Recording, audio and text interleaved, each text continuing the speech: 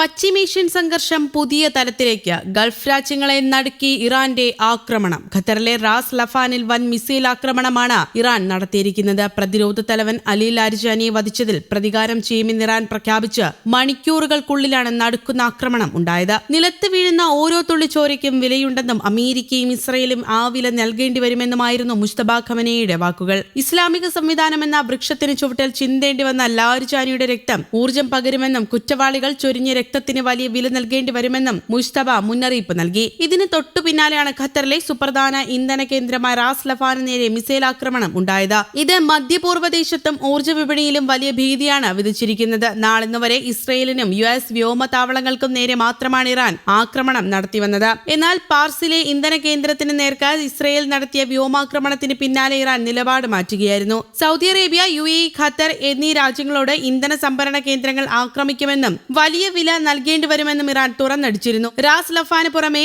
Jubail petro chemical complex, Al ഹൗസ് gas field, Mesaieed petro chemical complex എന്നിവിടങ്ങളിലും ആക്രമിക്കുമെന്ന് മുന്നറിയിപ്പുണ്ട്. ഊർജ്ജ കേന്ദ്രങ്ങൾക്ക് നേരെയുള്ള ആക്രമണം ഗൾഫ് രാജ്യങ്ങളെ വല്ലാത്ത പ്രതിസന്ധിയിലാക്കുകയും ചെയ്യും. റാസ് ലഫാനിൽ വലിയ തീപിടുത്തമുണ്ടായെന്നും നികത്താനാകാത്ത നാശനഷ്ടം സംഭവിച്ചുവെന്നും ഖത്തർ വ്യക്തമാക്കി. അടിയന്തര സംവിധാനങ്ങൾ കാര്യക്ഷമമായി പ്രവർത്തിച്ചതോടെയാണ് വൻ ദുരന്തം ഒഴിവായത്. ലോകത്തെ തന്നെ തന്ത്രപ്രധാന LNG ഹബ്ബാണ് ഇവിടം. അതേസമയം മിസൈൽ ആക്രമണത്തിൽ ആളപായമില്ലെന്നും അധികൃതർ അറിയിച്ചു. അങ്ങേറ്റം ക്രൂരമായ നടപടിയാണ് ഇറാന്റെ ഭാഗത്ത് നിന്നുണ്ടായെന്ന് തുറന്നടിച്ച് ഖത്തർ രംഗത്തെത്തിയിരുന്നു. ആക്രമണത്തെ അപലപിക്കുകയും രൂക്ഷമായി വിമർശിക്കുകയും ചെയ്തു. ഖത്തറിന്റെ പരമാധികാരത്തിനും ദേശീയ സുരക്ഷയ്ക്കും മേലുള്ള കടന്നുകയറ്റമാണിതെന്നും രാജ്യാന്തര സമാധാനത്തിന് തന്നെ ഭീഷണിയാണ് ഇത്തരം പ്രവർത്തനങ്ങളെന്നും ഖത്തർ വിദേശകാര്യ മന്ത്രാലയം അറിയിച്ചു. പിന്നാലെ ഇറാന്റെ മിലിറ്ററി അറ്റാഷെ, സെക്യൂരിറ്റി അറ്റാഷെ, മറ്റ് 2 സ്റ്റാഫുകൾ എന്നിവരെ ഖത്തർ പുറത്താക്കി. 24 മണിക്കൂറിനകം ഇവരോട് രാജ്യം വിടണമെന്ന് ആവശ്യപ്പെട്ടിട്ടുണ്ട്. രാജ്യത്തിന്റെ പരമാധികാരം സംരക്ഷിക്കാനുള്ള നടപടികൾ സ്വീകരിക്കുമെന്നും ഖത്തർ വ്യക്തമാക്കി.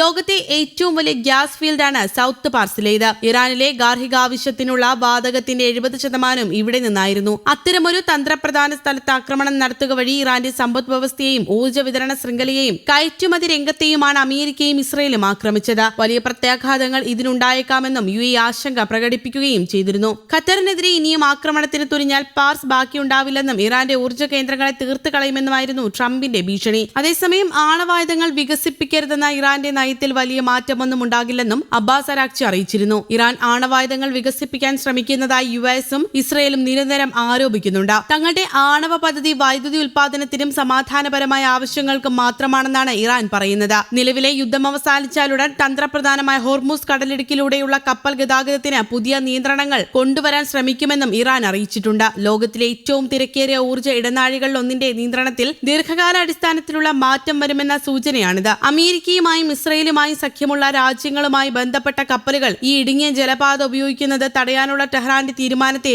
ഇറാൻ വിദേശകാര്യമന്ത്രി അബ്ബാസ് അരാക്ചി ന്യായീകരിക്കുകയാണ് ചെയ്തത്. യുദ്ധകാലത്തെ അനിവാര്യതയായാണ് അദ്ദേഹം ഇതിനെ വിശേഷിപ്പിച്ചത്. News desk, Kerala Kaumudi.